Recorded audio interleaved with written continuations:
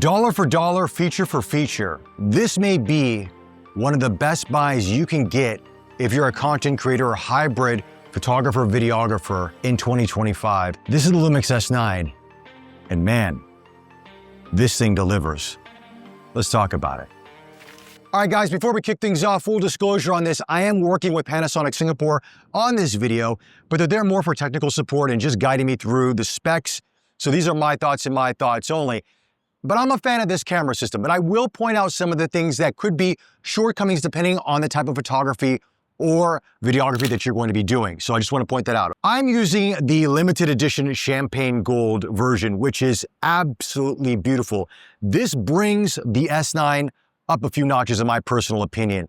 First off, this is a triple layer paint coating. From what I understand, there's like this gloss black paint underneath it. Beautiful. The brown leatherette around it is just classy. And I would say if you can find this camera in the market, because I know it's limited, I think it's roughly around the same price as a standard S9.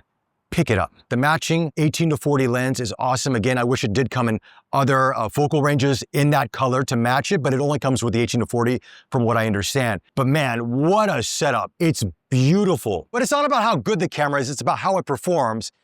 And that's where the S9 has really impressed me, because ever since it launched a year ago, Panasonic got flack for whatever reason. Didn't have a mechanical shutter, there's no EVF, there was a record limit. They fixed some of those things. The record limit is gone. You can record as long as this camera goes. Now, there's no fan inside of it, so it can overheat if you go out in very hot climates or record for a long period of time, but it's not meant to be your A camera if you're a documentary or a filmmaker that needs a camera that's gonna run for hours. It's a content creator's camera that wants to shoot, 5, 10 minute, 15, 20 minute clips and get it out there for Instagram, social media, or YouTube at under $1,500 US at the time of this recording. Now, yes, are there some limitations? Yeah, we'll talk about those in the video. But right out of the gate, this camera, it hits a lot of the main points people want in a camera system nowadays, and it delivers. I'm using the CRA Astra 50mm t1.8 anamorphic lens. Autofocus is working well on this.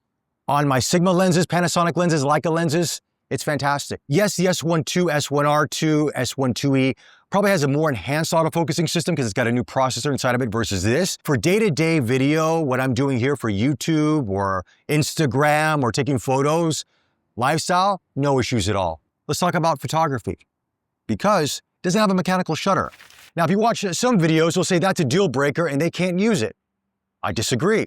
I've used other cameras without mechanical shutters. It's fine. Now, is the readout speed as fast as some cameras?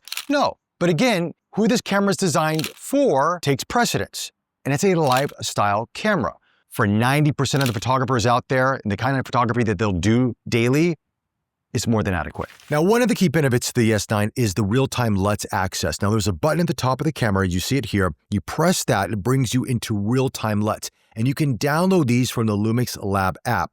Now, at the time of launch, the S9 was the only camera to have this. Now, other Lumix cameras have this as well, but the S9 is the only one with a dedicated button.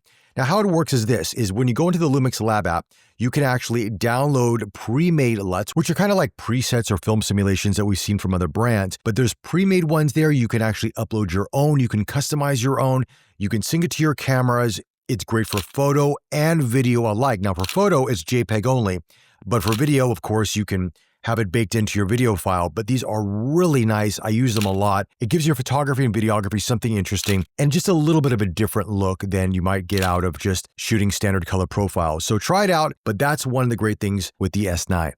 So let's talk video. 6K open gate, anamorphic support, class-leading IBIS inside of a camera under $1,500 US.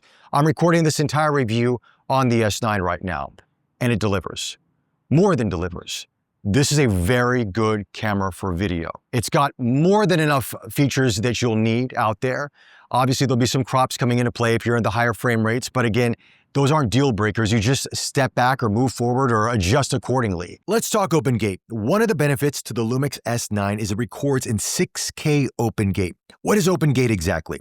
If you look at a full frame sensor, it's a 3:2 aspect ratio. Now, when you're taking a photograph, you're using the entire size of the sensor, but with video, a lot of cameras crop. So you get a 16:9 aspect ratio, which means you're losing information from the top and bottom of that sensor.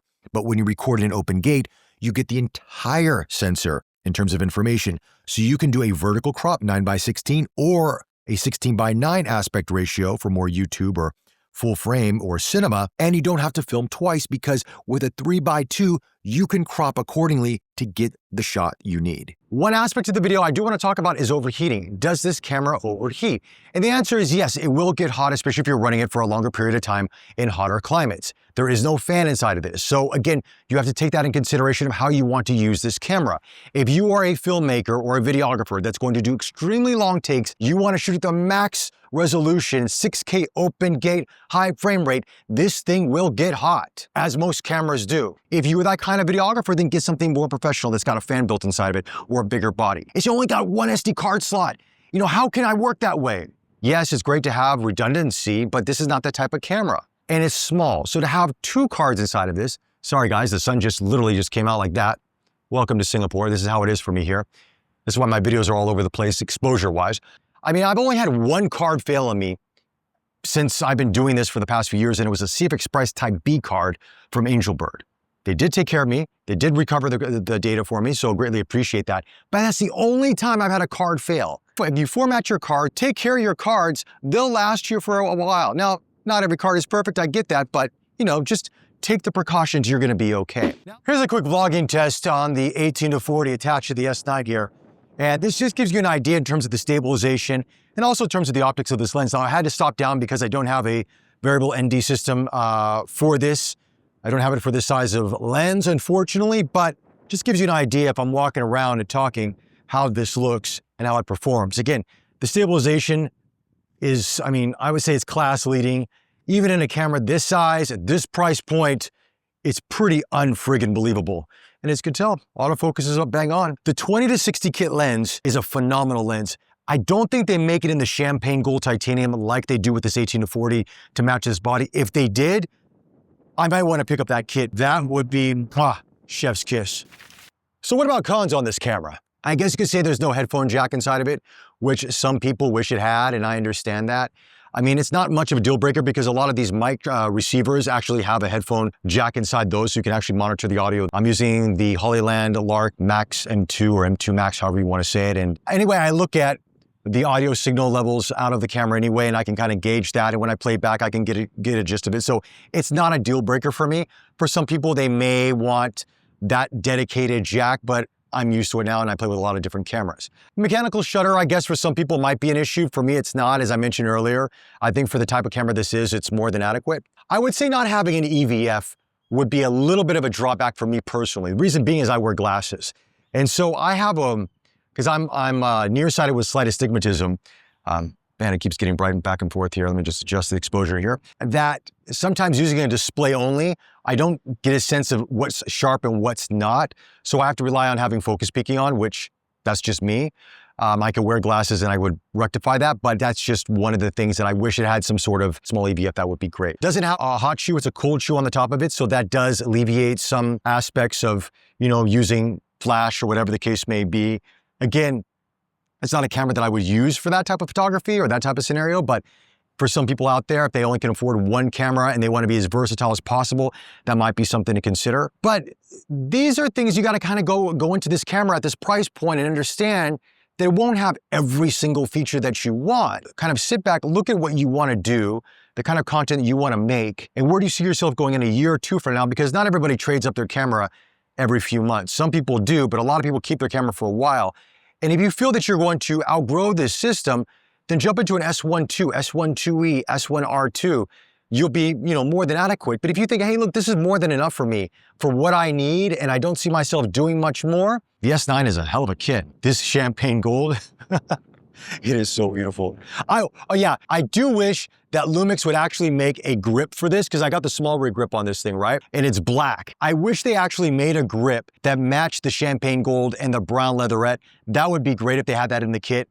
Maybe they'll do that, who knows? And maybe they would make more lenses in the champagne gold color, but that's just wishful thinking. Let's see what it's like on the Type Oak Samara C lens, because that size lens with this, pretty freaking amazing. So with that, let's just take a moment to really appreciate the size, the optics and the image quality coming out of this Samara-C 75mm t1.5, which is the same optical formula as their 75mm 1.4 Samara lens that's rangefinder coupled. Different body, of course. You know, this is designed for cinema, but it's the same optical formula, and it's one of my favorite type of lenses they have made to date. It is that beautiful. This size of lens mounted to the S9, 6K open gate, anamorphic options inside this body. I mean, great colors, class-leading stabilization, and a price point, I believe, under $1,500. Even with this titanium gold limited edition, I think it's around the same price point as a standard S9. Now, hopefully it does get updates to work with the Lumix Flow app versus Sync, because Sync is a little bit buggy. Flow seems to be a little bit more stable. Works with other camera systems like the S5 IIX, S5 II, but not the S9 as of yet. Hopefully that does come in the near future. With that, if you like this video, like, subscribe. Thank you for the support. Greatly appreciate it. And I'll chat to you all very, very soon.